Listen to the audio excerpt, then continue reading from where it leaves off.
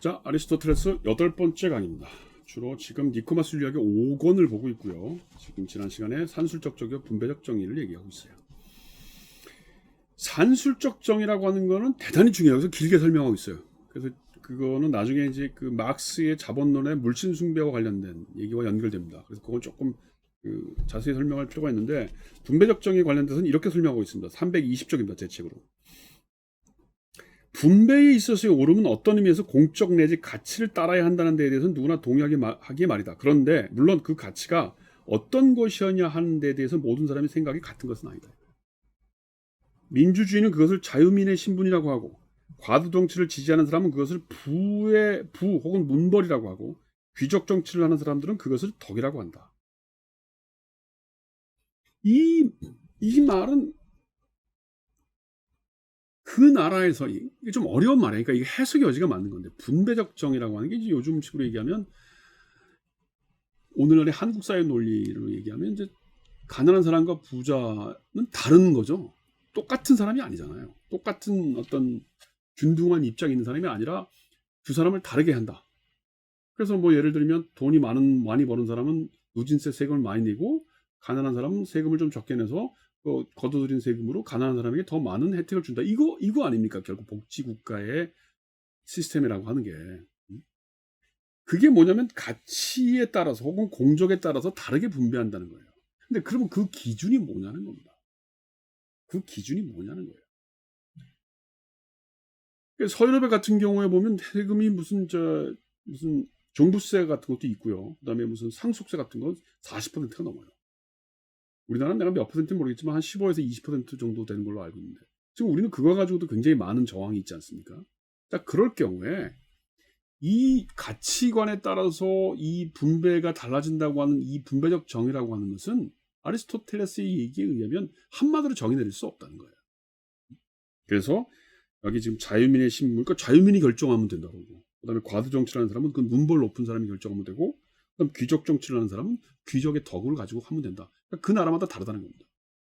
이게 이제 바로 분배적 정의라고 하는 것에 대한 수많은 논쟁이 나타나는 거예요. 나중에 홉스나 칸트는 이걸 반대합니다. 그래서 적어도 특히 홉스 같은 사람은 나중에 리바이든 강의할 때 얘기를 하겠지만, 이게 그때그때마다 다르면 도대체 어떻게, 나라마다 다르고 그때그때마다 다르면 이게 어떻게 정의라고 할 수 있는 거냐. 정의라고 하는 건 항상 올바른 변하지 않는 기준이 있어야 될 것 같다. 그래서 산술적 정의만 얘기를 하자, 이런 얘기를 하게 됩니다. 그래서 그걸 받아가지고 로크를 거쳐서 나중에 한 200년 후에 벤담으로 오면 어떻게 돼요? 공리주의라고 하는 정의 기준이 생기는 거예요. 부자든 가난하든 그런 건 다 필요 없고, 내가 쾌락을 느껴? 그리고 쾌락을 느끼는 사람, 그 유틸리티라고 하죠. 효용을 느끼는 사람이 많으면 그것이 정의로운 사회라고 하자라고 하는 극단으로 가는 거예요. 근데 그거의 정반대가 뭐예요? 소위 아리스토텔레스의 분배적 정의를 더 많이 실현하려고 하는 사람 쪽의 이름이 뭐예요? 그게 사회주의자죠. 적어도 막스가 보기에는 이 자본가는 효용을 누리면 안 되는 사람이에요. 왜? 노동가치설에 기반하고 있기 때문에 자본주의 사회에서 이 노동의 밸류를 만들어내는 사람은 노동자의 노동일 뿐이니까, 그거를 착취해가는 사람이 자본가니까 자본가는 다 나쁜 놈이죠. 벌써 적대 개념이 생기는 거예요. 뭐 생스몽이나 프리에 같은, 나중에 우리가 하겠지만 생스몽, 프리에, 푸르동 이런 사람들은 어떻게 돼요?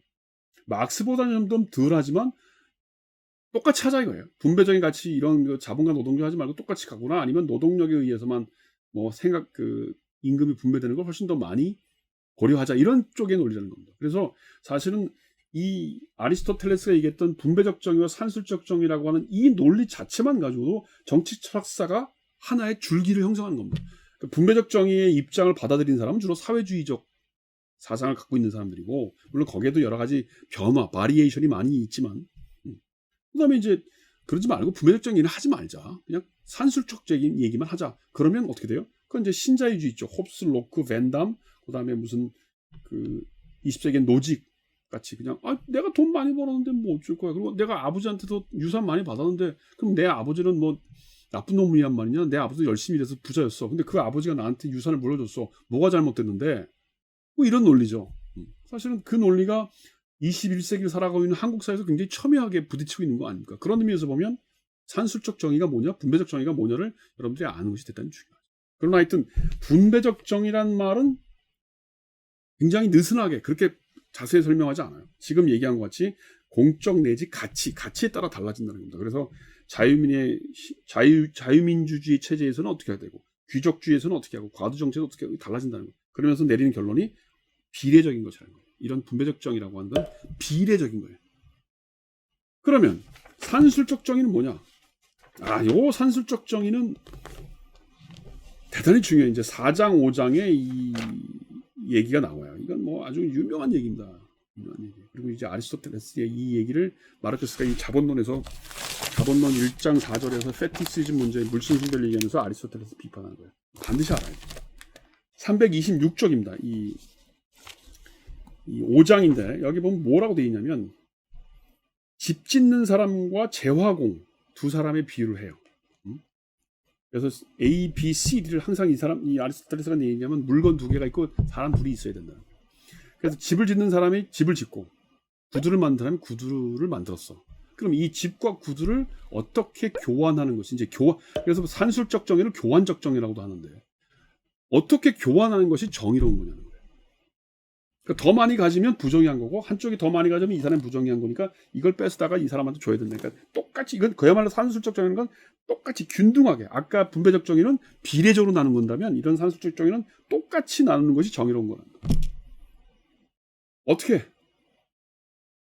여기 선생님 집 한 채하고 구두 몇 켤레하고 바꾸면 교환하면 정의로운 교환이 될 수 있을까? 그래서 산술적 정의가 이루어질 수 있을까? 화폐의 가격이랑 집의 가격을 알아낸 뒤에 그러니까 그거를 비교해서 하는 게 대단히 어려운 건데 그걸 알았네. 바로 그거예요. 바로 그겁니다. 여기 지금 이 326페이지에 보면 뭐라고 되어 있냐면 똑같은 물건을 똑같지 않은 물건이니까 그걸 균등화할 수 있는 기준이 있어야 된다는 거예요. 그러니까 교환되는 모든 것은 읽겠습니다. 326쪽 밑에서 5번째 줄. 교환되는 모든 것은 어느 뭐로든 비교가 가능해야 된다는 거예요. 이 목적을 위해서 생긴 것이 돈이라는 겁니다. 또 돈은 어떤 의미에서 하나의 매개자 노릇을 한다. 그래서 돈은 모든 것을 따라서 초과와 부족도 계량하기 때문에 그리하여 그것은 몇 켤레의 신발이 집 한 채 혹은 일정한 양의 식량이 맞먹는지를 계산해 줄 수 있다. 그러니까 돈 가지고 화폐에 그러니까 우리 식으로 얘기하면 집 한 채 얼마야? 100만 원이야? 그럼 구두 한 켤레 얼마인데? 구두 한 켤레 10만 원이야. 그럼 구두 10켤레하고 집 한 채만 바꾸면 되겠네. 이렇게 생각했다는 거예요. 이게 아리스토텔레스가 생각하는 교환적 정의 혹은 산술적 정의의 가장 중요한 기준이에요. 돈이 계약에 의해 이를테면 수요의 대표자가 된다는 겁니다. 지금 327페이지. 그리고 이 때문에 그것이 노미스마라고 하는 그리스 말로 돈이라는 게 노미스마인데 이런 명칭을 가지고 있는 것이다. 이것은 돈이라는 것이 자연에 의해서 저절로 생긴 게 아니고 법에 의한 인유로 생긴 것이요 우리의 힘으로 변경시킬 수도 소용없게 할 수도 있는 것이기 때문이다. 그러므로 농부와 재화공의 경우 이들이 교환하는 소산이 균등하게 되었을 때 그 거리는 서로 더하고 덜함이 없는 보상적이 될 것이다. 이게 바로 이제 중형이고 산술적 정의고 교환적 정의라는 거예요. 또 328페이지 보면 돈은 하나의 척도를 역할을 하는 것으로서 물품을 동일한 단위로 나타낼 수 있게 하며 균등화시킨다. 사실 교육이 없으면 공동관계가 있을 수 없고 균등성이 없으면 교육이 있을 수 없고 또 동일한 단위로 계산할 수 없으면 균등성이 있을 수 없다. 마지막으로 여기 아리스토텔레스 마무리하고 막스를 갑시다. 328점 밑에서 무릇 부정한 행위를 한다는 것은 너무 많이 취하는 것이요 부정한 행위를 당하는 것은 너무 적게 취하는 것이다. 그러니까 산술적 정의에서 부정이라고 하는 건 뭐예요? 너무 많이 가는 것도 문제고 너무 적게 가는 것도 문제죠. 그러니까 요즘 식으로 얘기하면 노동자들이 너무 많이 임금을 못 받는다. 이거 잘못된 거라는 거예요. 또 자본가들이 너무 많이 갖는다. 이거 맞는다는 거다. 사실은 그런 의미에서 보면 막스가 얘기하는 자본가와 노동자의 적대라고 하는 그 퍼스펙티브는 아리스토텔레스한테 온 거예요. 왜냐하면 막스가 그리스 말을 굉장히 잘했고 박사 논문이 마르크스의 박사 논문이 이 히랍 철학에 관련된 논문을 썼단 말이에요. 에피크로스의 뭐 어쩌고저쩌고인가 제가 박사 논문 제목 기억이 안 나는데 굉장히 그 그리스 철학과 아리스토텔레스의 정통했던 사람이 막스예요. 그러니까 분명히 니코마스 윤리학을 봤을 거라고. 그럼 도대체 뭐가 문제일까? 뭐가 문제인데 막스는 아리스토텔레스를 비교했을까? 내가 강의를 여기서 끊는 이유는 이 강의를 듣고 다음 강의를 바로 듣지 말고 한번 생각해 보라는 거예요. 다시 한번 반복하지만 고민하는 게 정치 철학의 기본이에요. 다른 사람의 강의를 듣고 그걸 외우거나 그런 사람이 그런 얘기 했어? 재미있네? 그러고 넘어가는 게 아니고 고민하고 생각할 수 있는 기회를 가지길 바랍니다. 그게 진정한 의미에서 공부예요. 자, 여기서 끊겠습니다.